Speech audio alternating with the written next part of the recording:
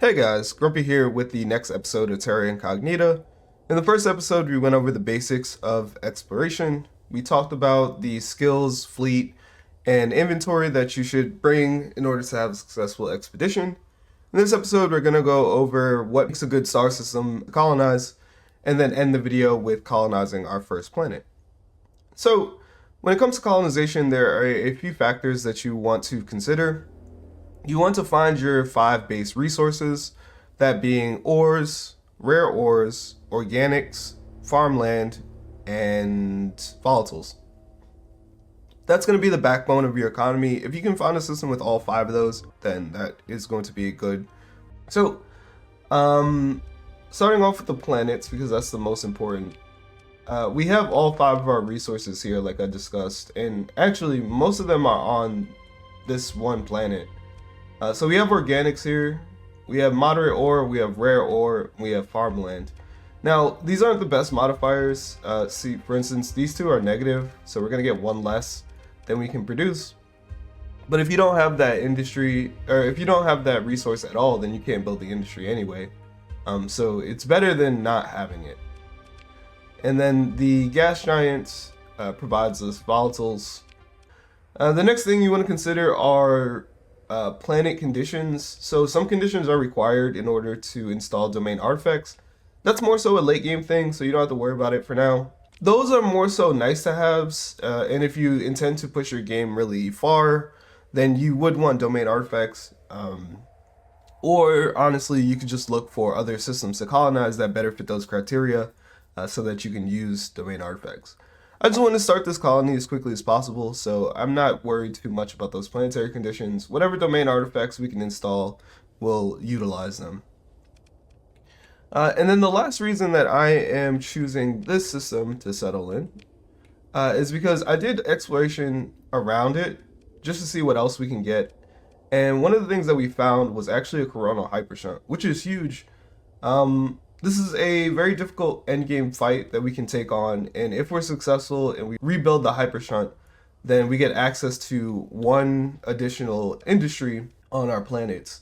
So those are the things that I look for when establishing a system. This system also has 3 stable locations, which is nice. Not every system is going to have stable locations. It doesn't have any domain relays, so domain relays give you bigger bonuses.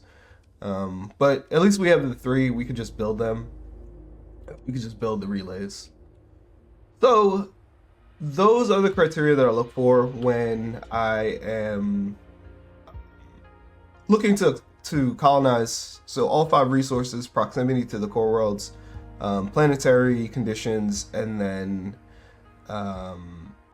stable locations. The planets, the one that I'm going to choose to start with, is going to be this arid world. There's a lot of opportunities here for industry. Plus, we can start with farmland. Farms are extremely cheap and profitable. They cost nothing to maintain, and all of your planets are going to need food anyway, so you might as well start there. So in order to colonize a planet, the same thing like conducting a survey, you have to go and establish a colony. So we will go here. And then we'll read through this. So Cudeo has a hazard rating of 125%. What this means is when we colonize this world, we'll have to pay an increase of upkeep in order to maintain any industries or structures that we build there. And then also we have to pay hazard rating or hazard pay in order to convince people basically to settle here. Don't be afraid to colonize high hazard rating worlds. So proximity to other colonies 15%, low gravity 10%, spaceport 50%, and then hostility with other factions. In order to colonize this, we need 1,000 crew. You do get the crew back as soon as you colonize the planet. You can just pull them out of the planet. You just need them in your crew at least just to get started. It's going to require 100 heavy machinery. That's fine. That's no problem. And 200 supplies again. So go ahead and establish the colony here. Confirm. All right. Cool. And then we pick the only good looking flag in vanilla. And then we can go ahead and begin naming our faction. So we will be the Triton Collective. I think that makes sense. Actually, corporation. Cool. And here we are with our first planet of many. So breaking down the screen, we have currently a colonized size 3 world. This goes all the way up to 6. The entire time it's growing, you have to pay hazard pay, unless you have positive growth modifiers, which is really hard to maintain for cheap. So we'll go ahead and enable hazard pay. And as you'll notice, the credits per month is negative because you have to pay a proportion of the hazard rating as the hazard pay in order to invite people in. So we're currently spending 3,000 credits a month. We want to enable stockpiles during shortages. So what this will do is it will consume any overproduction that our planet produces in case there's anything like a pirate raid or something, or like accessibility drops. Then we have the administrator, so you can change these. So we have Olivia here. They cost 20,000 credits a month, so it's not worth using. And then we can also assign alpha cores. We will not be doing that right now because that's its own can of worms and it's just not necessary. Then you have population and infrastructure. So every structure requires some kind of input. So your population and infrastructure represents the most basic part of your colonies. Think of this as like housing. So your people are, in the beginning, aren't going to demand much, but they do require the most basic things, which would be food, domestic goods, drugs, a small bit, and supplies. Failure to supply your colony with these goods is going to result in stability penalties. And with low stability comes a network of issues leading to colony crises, as well as lower credits per month. And then you have your spaceport. So this is where your fleets are going to be launched from, your trade fleets. So you want to build your spaceport as quickly as possible. Okay, so that's the colony screen. Then you'll notice over here we have industries, so 0 of 1. And in order to build your colonies up so that they are successful, you need to maintain your industries, and you need pretty good industry chains. Your industries are limited. You can't build every single industry, so be careful with what you choose to build. But structures are different. Structures don't have any limitation. You can build all the structures you want. So when it comes to what to build first, I would strongly recommend building your stability bonus buildings first. With the introduction of Colony Crisis a few years ago, stability has become once again one of the most important things to focus on in the early game. If you have low stability and you have low stability colonies, it's going to incite things like pirate raids, which is going to severely hamper the long-term success of your colonies. You will spend a lot more time defending your colonies. We'll build a patrol HQ once our spaceport is ready, so that way we can get an easy +1. Well, in the meantime, we'll just queue up farming. We might as well start working on our demands. And then the last thing that I want to talk about before I end this video is going to be the commodity screen. So commodities are what your colony requires in order to be successful. In order to get rid of this penalty, you need to produce enough food to feed everybody. So that will come with the farming industry. This down arrow means that we're importing it from another faction. So we're paying a high rate in order to feed everybody. We want to produce this in faction. And then ideally, if you can, produce it on world. So that'll be that. And then I think that's everything. So let's go ahead and back out. And then you'll notice that the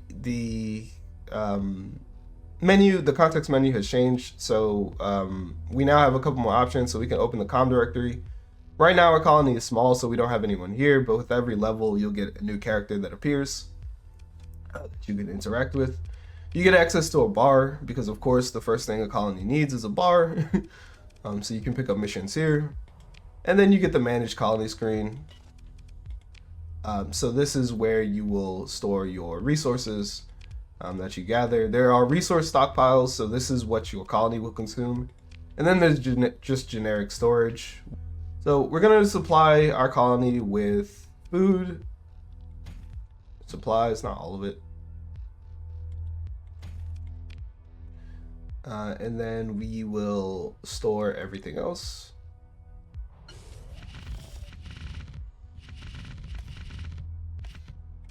There we go, and free up some space. And if you'll notice here, when it comes to commodities now, so before we were short on food and supplies, but now that we've given the colony some food and supplies, we're doing a lot better. Yep. Shortages did cause an increase in the amount of credits per month that we're spending, but that'll go down after the month ticks over. So that's not a worry. And then the last thing we need is domestic goods. So what we want to do now is we just want to shepherd our planet, keep an eye on it, supply it with whatever we need to. So we should go out and find domestic goods somewhere. So we'll buy domestic goods. We'll buy metals. We don't need much metals. Metals are very easy to come by. We don't need food because we're going to start manufacturing our own food. So we should be fine there. And let's go over to the command screen, look at our colonies and see what else we need. Cool. And then let's head back to our colony, build our stable relays. Oh, one thing I forgot to do is as soon as your spaceport is built, you can just go ahead and upgrade it to a megaport to increase your accessibility. So we're gonna do that. And now we have a couple more options for things that we can build. So let's go ahead and build that patrol HQ, like we talked about before. Oh, I also like to build my first colony near a gas giant because gas giants get their own gravity wells. So you can easily jump in on top of your gas giant and then be right at your colony. Very nice. Okay, so our first stable location is going to be a comm relay. This is going to increase the stability of all of our colonies by 1. So we'll build that. We also get updates to missions now when we're in our system. And we want to build a sensor array. This is going to increase our sensor range. This one's low priority. If you don't need it, then don't build it. If you only have 2 stable locations, then you don't need to build that one. But what you would like to build, which is going to be the last relay that we build, is going to be a nav buoy. Nav buoy is going to increase your burn speed by +2. And that one is really nice to have. So comm relay is the most important. Nav buoy is second, and then sensor array is last. So that'll conclude today's episode. We evaluated systems for what makes a good system. Talked about the build order, talked about industry chains, and then colonize our first world. In the second episode, we'll go more into colony crisis and watching our colony develop, as well as colonizing a few more worlds and building that interconnectivity so that our faction strength increases and we can begin trading with ourselves to reduce costs across the board. Anyway, I hope you guys enjoyed that episode, Terra Incognita. Other than that, Grumpy out.